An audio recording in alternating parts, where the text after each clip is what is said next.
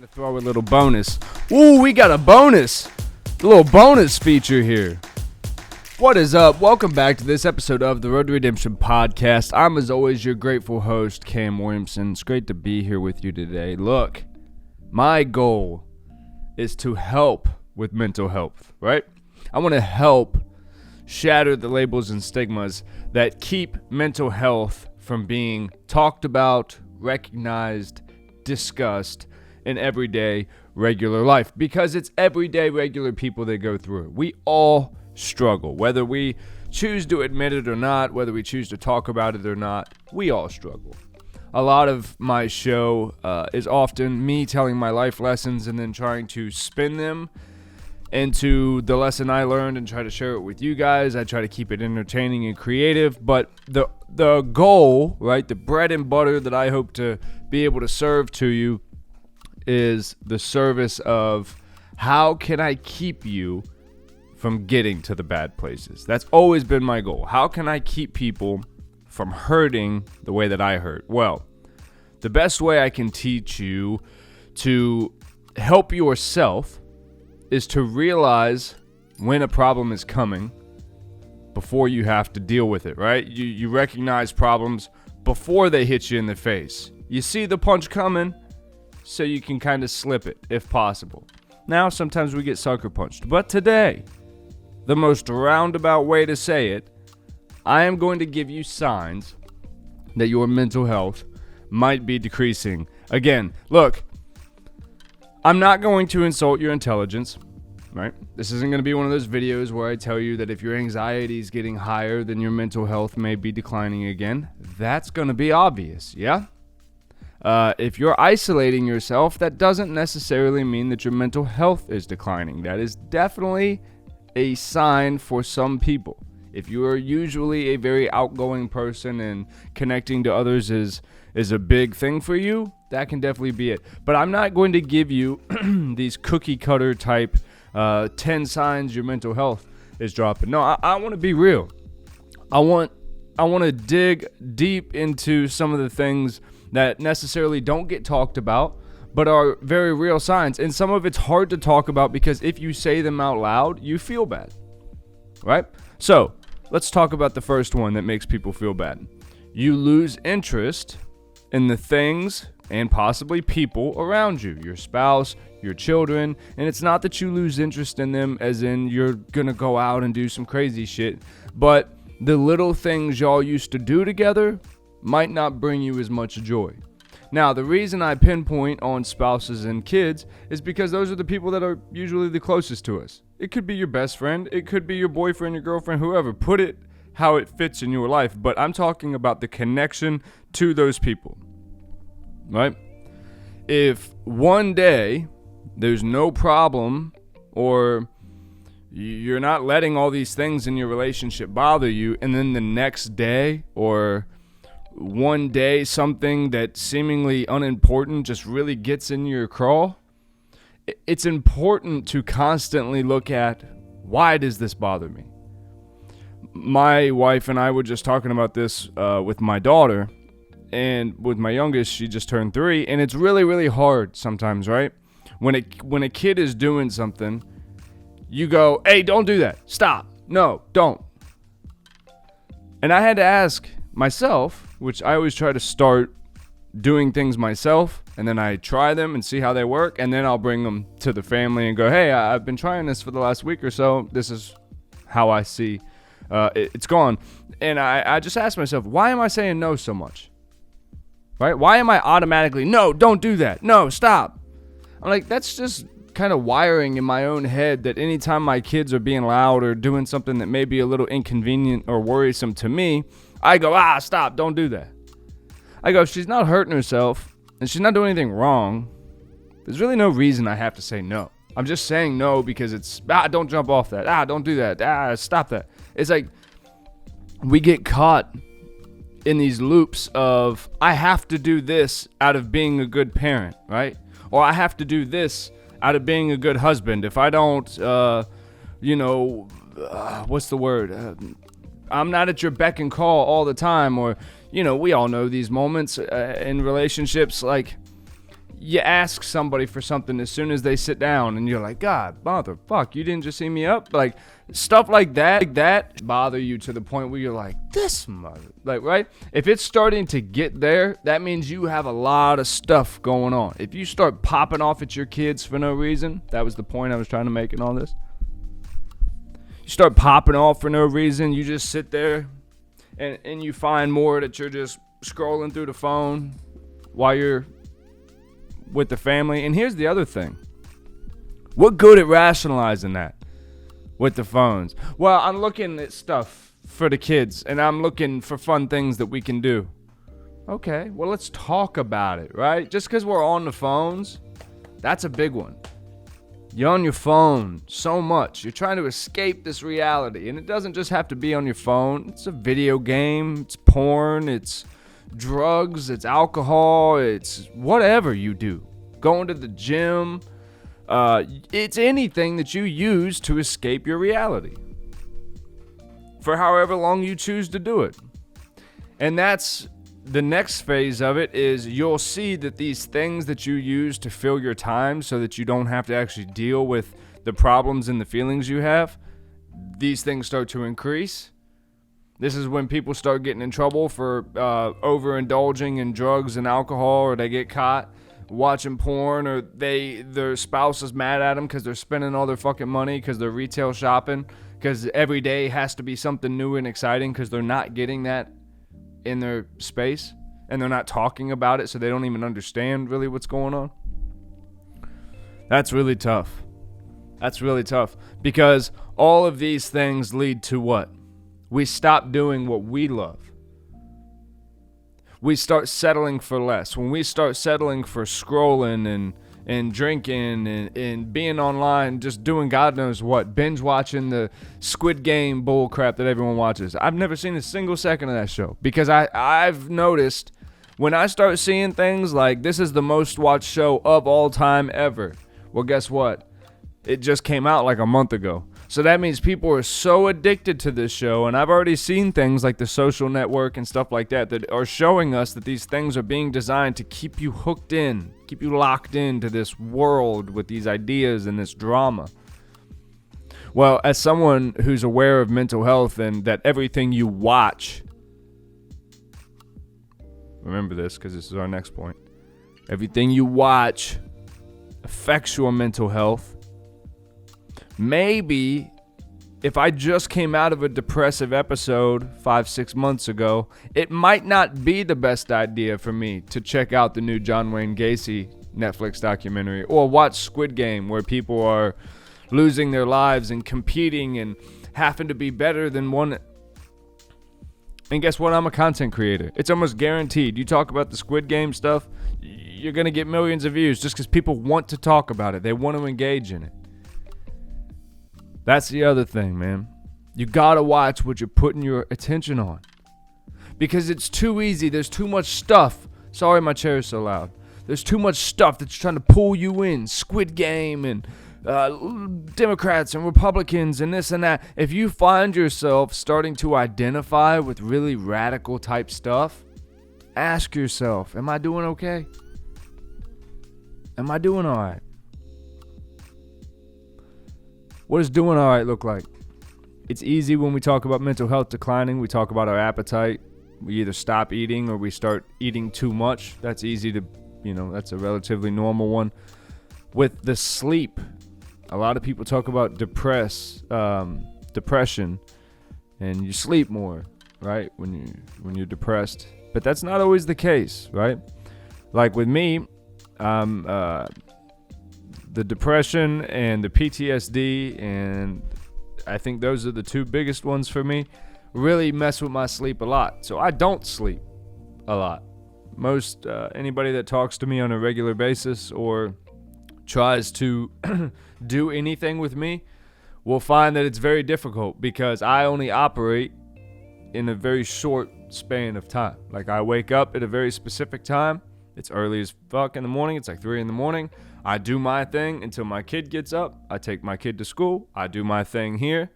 And I have my day very well planned out. And then my kid goes to bed by a certain time. And I'm, asleep. like an hour later, but I only sleep for about 3 or 4, maybe 5 hours. And then I'm up doing it again. And that's just because sometimes the mental wheel. Now, I notice I'm somebody who operates pretty well on 5 hours of sleep. I'm good. I don't need much more than that. But I do notice that when things are starting to go on a downward trajectory, I notice that I start waking up around 1, 2 in the morning instead of 3:30, 4. And that's no good, because then I'm getting 2.5, 3 hours of sleep at most. And that kind of stuff is no good. So you got to watch that. If you're not sleeping because you're trying to stay up longer, this is a new recent thing that people have found where they call it revenge bedtimes, where people will actually like not go to bed until 3 or 4 in the morning because they feel like their day was so full of responsibility and stuff for other people that they demand that time for themselves. They want to sit up, and even if it's just binge watching stuff or scrolling Netflix or scrolling social media, they want that time to just, this is for me. Nobody's allowed to tell me what to do right now. And I'll be honest, that's kind of what my early mornings are for me. That's why I get up early. It's not really a revenge bedtime, but it's just, this is my time where my kids don't need me, my wife doesn't need me, social media is not popping, so I'm not responding to nothing like that. I can really just be for a minute, right? All throughout our days, there's responsibility, and there's people that may need us for things, and that throws us off our path of doing what we're trying to do. And if you're a good person, and if you're a kind-hearted person, which I believe you are, if you're here, you oftentimes put other people first. And that can be a big sign that your mental health will start to decline. Is if you look at your day and most of what you do is for everybody else, and there's only like one little 30-minute span for you, and that starts to happen like once a week even, you're not even doing that every day, it's a recipe for a problem. That I can promise you. So guys, I hope that this helped. I didn't want to give you guys these little cookie cutter basic, that you start to like cut off communication from other people. We know, but guess what? There's some people who are cut from cloths like myself who I don't talk to a lot of people. I'm so focused on what I'm doing and my goal and like growing my shit. I don't have friends that I would call and meet up with. Like I have a few members of my family who I call and check on 2 to 3 times a day. Hey, how you doing? Love you. See you. Bye. That kind of thing. And it doesn't take up that much time for me. But my family does know if you don't hear from me for a whole day, there's a problem probably, because that's very unlike me. That would be very unlike me, or I'm so busy that I'm not taking the time to do what I need to do to make sure that I'm staying in balance, that I'm likely going to fall off, and somebody in my life is going to get on me for that, because we know where that goes. Here's the last thing I'll leave you with before I sign off for the day. Don't be ashamed of where your level is, right? Recently, I've had to struggle because when I don't do my meditations and my yogas and I'm working and I'm so focused on everything that I'm doing, and I'm focused on being a good dad, a good husband, content creator, getting my stuff posted when it's supposed to. But guess what? Then 30 minutes before bedtime, right? Dad's break is coming 30 minutes from now, and my kid just yanking on me, pulling on, hit me in the face, all this stuff. And recently I've been going, okay, I need everyone 10 feet away from dad. 10 feet away from me. Get away from me. Don't hug on me. Don't kiss. Don't pull on me. Off of me. I love y'all so much, but dad needs space, right? And that's okay.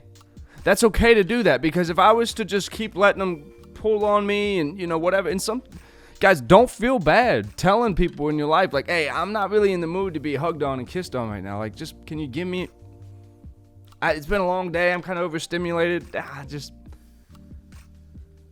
And this is where you get into like love languages and stuff like that, but realize that some people are trying to help.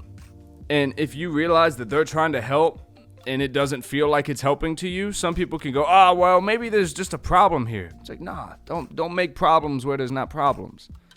Just speak. Hey, I'm feeling a little, I love you. I just need, especially with your kids, man. Your kids will be on you like white on rice, especially if you spend time with them. A lot? Oh my God. It's great, but it's also exhausting. I mean, to just imagine, you got somebody hanging on you like a damn linebacker trying to take down a running back all the time. It's like a damn lion taking down a gazelle all the time. Just, you're constantly half being dragged to the ground all the time. And they get bigger, and they're strong, man.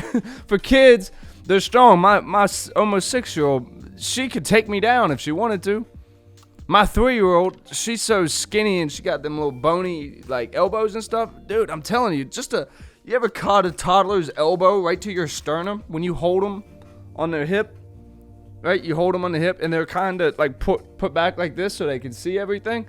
That little elbow on a sternum for 30 minutes, if they're demanding that you hold them while they watch the 10,000th TV show. I'm literally sitting here looking at Peppa Pig because we watched it all morning.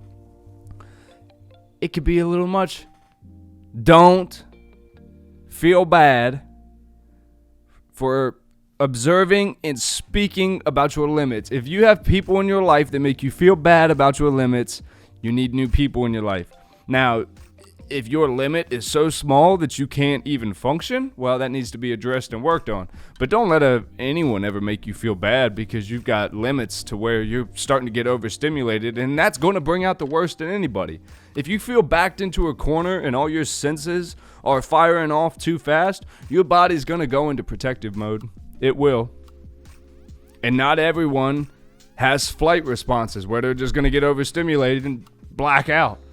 Some people flip out. They fight because they know, hey, I'm not going to let you back me in this corner. I'm not going to let myself get like this where you couldn't, get me all. But to maintain control and maintain balance so you don't flip out and go, get the fuck off me, and just flip and scare everybody. You go, hey, look, man, Dad needs a minute. I need everyone 10 feet away from me. If you can touch me because of my arms, you're wrong. Get away from me. Get off me, man. And I tell my kids that all the time, man, get off of me. Stop pulling on me. Quit pulling on me. Because you'll realize, man, kids will do that.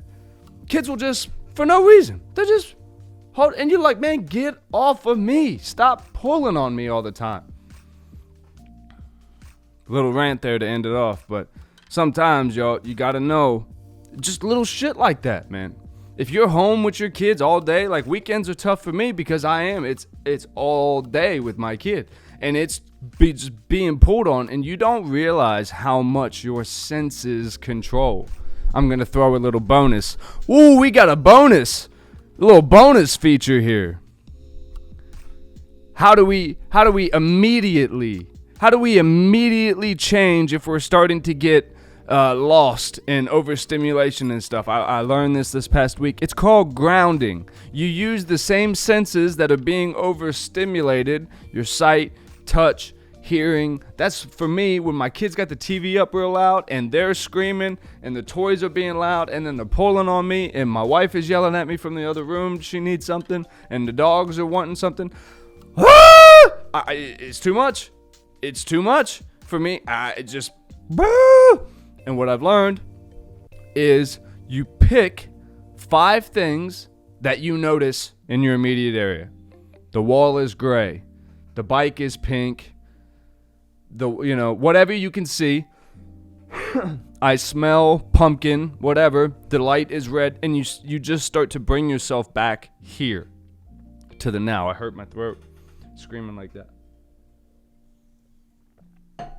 Bring yourself now. What do you see now? What can you focus on now? Now, I don't, advise you doing this when you're being actively pulled on because you're going to go, I feel like I'm going to scream. But when you can get that second and get the distance, you go, I see a gray wall, the blue carpet, the brown couch, the pink bike, and you'll just start to feel like this down. You go, I feel the texture of my jeans on my hands. And it's crazy the way you just go, I'm in touch with the things I see, feel, hear, and suddenly everything else isn't such a big deal. So there you go. There's your bonus tip to immediately change it. So when you notice that things are starting to get a little too much, boom, little grounding technique for you. Guys, I'm out of here. We got a lot of stuff coming for you. A lot of good content coming your way. I hope you'll thumbs up this video if you made it this far, especially you should. subscribe so that way you can see everything else we're putting out. Guys, I got new merch coming out for you. We got the existing Shatter line is over on the Road to Redemption podcast.com. I got a highly, highly, highly requested shirt coming out. Stay tuned for that. You guys are going to love it. It's the best one yet. I love you. Be well. We'll talk to you soon.